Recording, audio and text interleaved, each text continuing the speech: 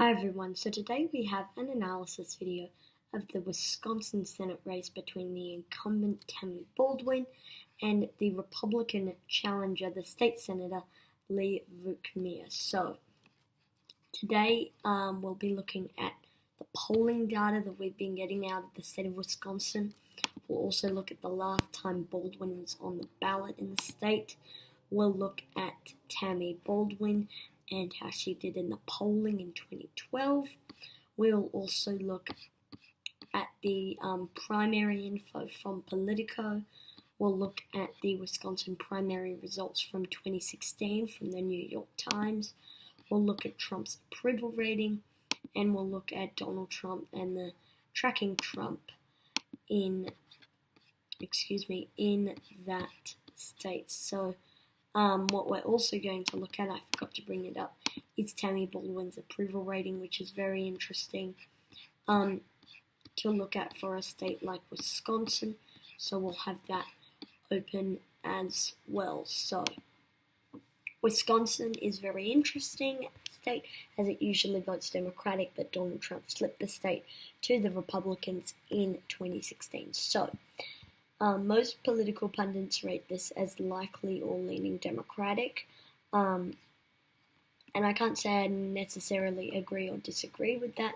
It's just interesting to see that Real Clear Politics has this as leaning Democratic. If you do look at the most recent poll, one done by Suffolk, which has an average of Baldwin 8 points ahead of her Republican challenger, which is very interesting. If I can find it. It doesn't look like it's going to cooperate with me, but anyway, that poll showed her 8 points ahead of the Republican. She also got 50% of the vote, which is very good, which means even if all the other voters went for Leah Vukmir, it would be a 50-50 tie, and it's very, very unlikely that every single undecided voter would go for the Republicans. What's actually more relevant is this 42%. Some of these will be Trump voters, and some of the undecideds will be Trump voters, and others will be Democrats who don't support Baldwin. So, but at the end of the day, I think that the Democrats who don't support Baldwin will, at the end of the day, come to Baldwin, and I think it will outweigh the number of Trump supporters, as there are many people who are defecting from the Trump side, especially in a state like Wisconsin. Okay. Next, we're going to look at the Senate election in Wisconsin for 2012. 51.4 for Tammy Baldwin, 45.9 for the Republican Tommy Thompson. There was some debates and other things. If you look at some of the endorsements, Tommy Thompson again, Rudy Giuliani, and people like that. He was endorsed more by the establishment side, Jeb Bush and other people like that. If we go all the way to the Democratic side of things, Democratic primary, it does not show the endorsements. However, if we go to whatever. But anyway, Tammy Baldwin did get a lot of support there. If you look at the RCP average, the final results had Baldwin 5+5, but the RCP average was Baldwin 2+2. So polling typically underestimates Baldwin, even in this Democratic poll. It had Baldwin ahead by 3, but the final results was 5.5.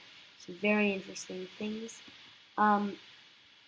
there. And then the next thing we're going to look at is the primary turnout. So Tammy Baldwin running unopposed, the incumbent. So we unfortunately don't get vote totals.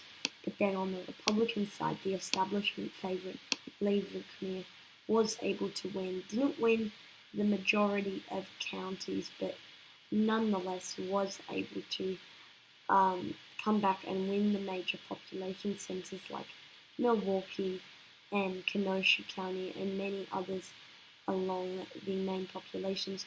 But then also the Trump favorite Kevin Nicholson was able to win in some of these pink counties here, but it wasn't enough to combat Vukmir winning in the population centers. So we're not going to look at these things, but one thing to point out, the governor's race, obviously Scott Walker's winning there, and Tony Evers was winning in a very crowded Democratic field, but the Wisconsin governor race is actually a topic for another video, so I won't go into it.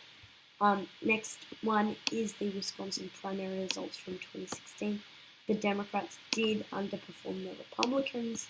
Sorry about that, we can show fewer. Did underperform the Republicans. Hillary Clinton did win Milwaukee County, but then Bernie Sanders ran it up in the rest of the state, so the state has a history of going more progressive, and it also has a history of going to Ted Cruz. However, it's interesting because Donald Trump actually did went on to win this race. It's very interesting because I believe that if Bernie Sanders had won the Democratic primary, I believe that he would have likely won the general election, or at least in the state of Wisconsin, as he blew Clinton out here. If he just got this many voters more, he would have won. But anyway, so far when we're looking at this polling data and the previous elections and the primary information, you would probably say this would be likely for the Democrats, but on the verge of going leaning because of the primary information. However, I'm going to change it back to likely because Tammy Baldwin does have a history of overperforming the polling. But next thing we're looking at is some Trump information, so how Trump could have an impact here. So right now, he has a 41.5% approval rating and a 53.5% disapproval rating, which is very interesting. I mean, at one time at his presidency, he had a 57% disapproval rating, which is very not good.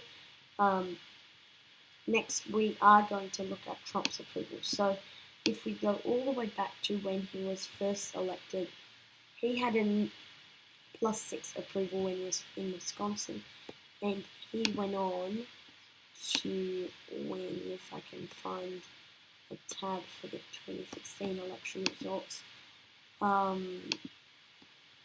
But anyway, you all know that he went on to win the election there in the state of Wisconsin.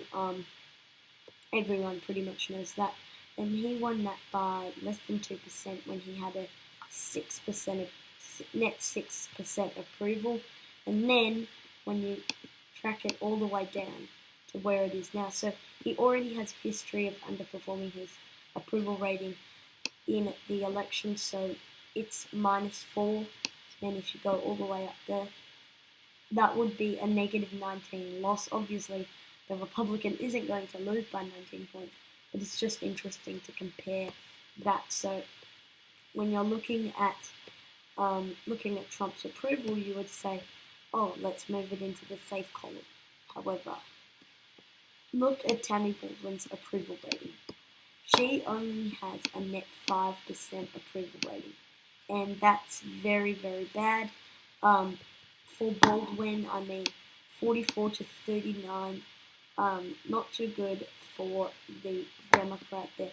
So looking at her approval, you would move it more in a likely or in a leaning column.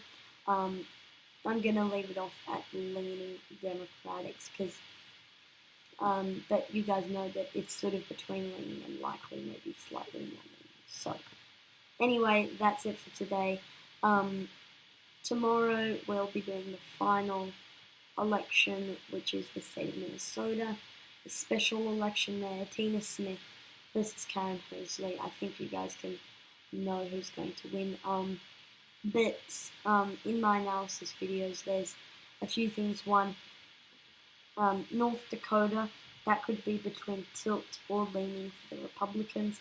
Arizona would now be tilt for the Democrats, so I will make that change because of John McCain and all that stuff. That's why I'm moving it back into the tilt column. Missouri, it could go either way between tilt or leaning. Florida, that's very tough. With Rick Scott now winning the primary information and beating Bill Nelson, I think I might narrowly move it to a toss-up. So I'll do another video on that. So I'll do an updated Florida analysis video. So tomorrow we'll have Florida and Minnesota. So anyway, thank you guys for watching this video. Comment down suggestions below, and I'll see you all in the next one. Peace.